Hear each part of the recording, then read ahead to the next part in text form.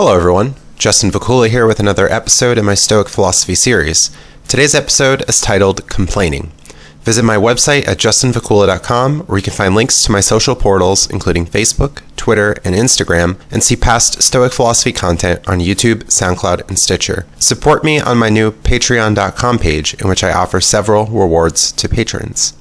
My Stoic Philosophy series explores the tradition of Stoicism with goals to inform, empower, and help others benefit from practical wisdom of ancient Greek, Roman, and modern thinkers, including Epictetus, Marcus Aurelius, and Seneca.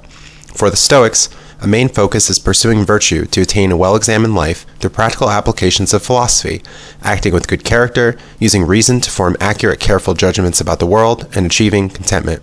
Stoic writers focus on many perennial human concerns and urge people to take action, applying what they learn to everyday life. Self-improvement is central to Stoic thought, strengthening and improving one's mindset. Complaining, expressing dissatisfaction or annoyance about a state of affairs, is something Stoic writers talk of as being unproductive, ungracious, and unadmirable, at least when not accompanied with a plan for change toward achieving a goal where change is possible. Perhaps we might feel good after complaining.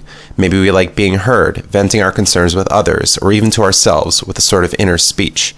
But complaining can have many drawbacks in causing us to focus too much and become annoyed with things we have little influence over.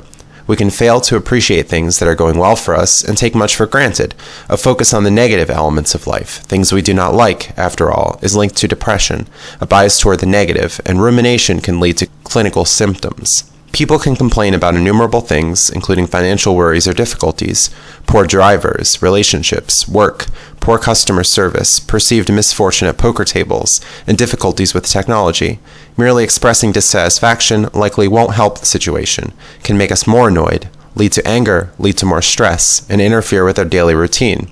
Rather than merely complaining, we can recognize that we can have power over our thoughts and choose to accept what has happened in many situations and move on relatively undisturbed. Perhaps we can think about how we can avoid particular situations, make changes to influence outcomes, or work toward reducing stressors by choosing different plans of action. Perhaps we find that our job is largely unfulfilling. Our boss behaves in a nasty manner. Our coworkers aren't doing their jobs properly, which places a larger work burden on us. The pay is low, the hours are too demanding, and we don't find a sense of meaning in our work. What courses of action can we take? We can complain and keep doing what we are doing, resigning to the fact that our job is of low quality, not trying to change anything. We can also try to make changes at work to foster a better work environment, manage our time better, and better tolerate the situation, perhaps seeing the job as a means to an end while looking for new opportunities in other workplaces. Perhaps we'll vent to friends about our dissatisfaction, but we can also take action to change our lives. In almost every area of life, we can find something we dislike. Utopia is quite unlikely. We can come to accept the areas which can be improved after trying to change, but seeing our efforts as being unsuccessful. If we determine the positives outweigh the negatives. Especially in time, novelty will fade away with new workplaces, relationships, material possessions, and with familiarity we can find areas we would like to see change in. Perhaps we are really happy at first, but the honeymoon phase ends and then we complain. The realization of novelty fading allows us to expect a drop in satisfaction and not have unrealistic expectations of elevated bliss, which, when it may go away, will lead us to complain. Let's look to Seneca's letters to Lucilius for some thoughts on complaining. In his letter titled On the Futility of Halfway Measures, Seneca talks about people complaining about their work, although they enjoy the rewards of their labor. Seneca doesn't suggest people choose just any job, but rather select a good job. He writes, "A good man will not waste himself upon mean and discreditable work, or be busy merely for the sake of being busy. Neither will he, as you imagine, become so involved in ambitious schemes that he will have continually to endure their ebb and flow." Here's the part about complaining.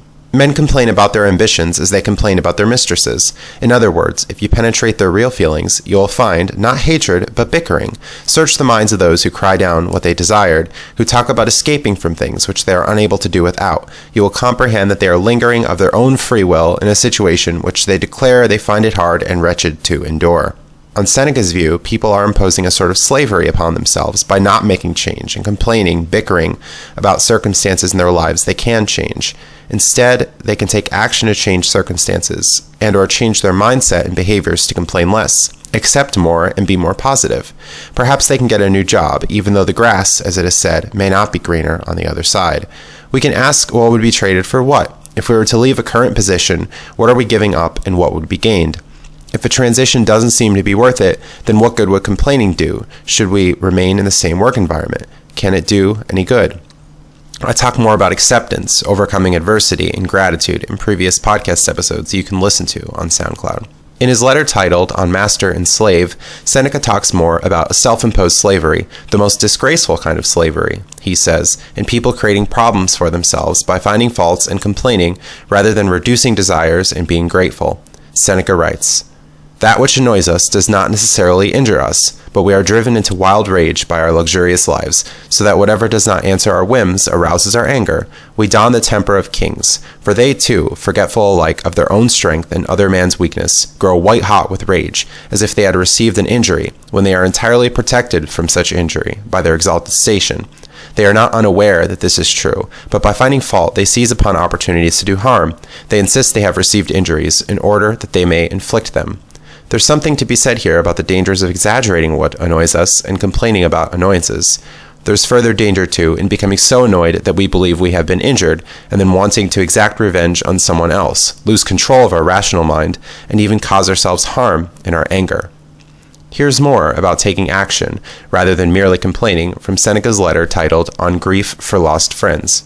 Seneca writes, "If a man has lost his one and only tunic through robbery, chooses to bewail his plight rather than look about him for some way to escape the cold or for something with which to cover his shoulders, would you not think him an utter fool? If we're finding something missing in our lives, or something about our past which ails us, we can work to improve our current situation and not dwell on our misfortune, not complain, but instead take action. Let's not be the fool, but instead be someone who works towards self-improvement, reasonable goals, and a strong mindset which can overcome difficulties while being relatively undaunted. Stoicism, contrary to what some critics believe, is not about passive resignation, but is about acceptance of the past and present, while working to make changes where possible to improve our quality of life. We can show courage in taking action, being defiant, and working to bear circumstances with an eye toward improvement." Here's more from Seneca about not complaining and not making our troubles worse than they actually are, in his letter titled On the Healing Power of the Mind. Seneca writes, "Do not of your own accord make your troubles heavier to bear and burden yourself with complaining. Pain is slight if opinion has added nothing to it. But if, on the other hand, you begin to encourage yourself and say, 'It is nothing, a trifling matter at most,' keep a stout heart and it soon will cease. Then in thinking it slight, you will make it slight. It is according to opinion that we suffer. A man is as wretched as he has convinced himself that he is."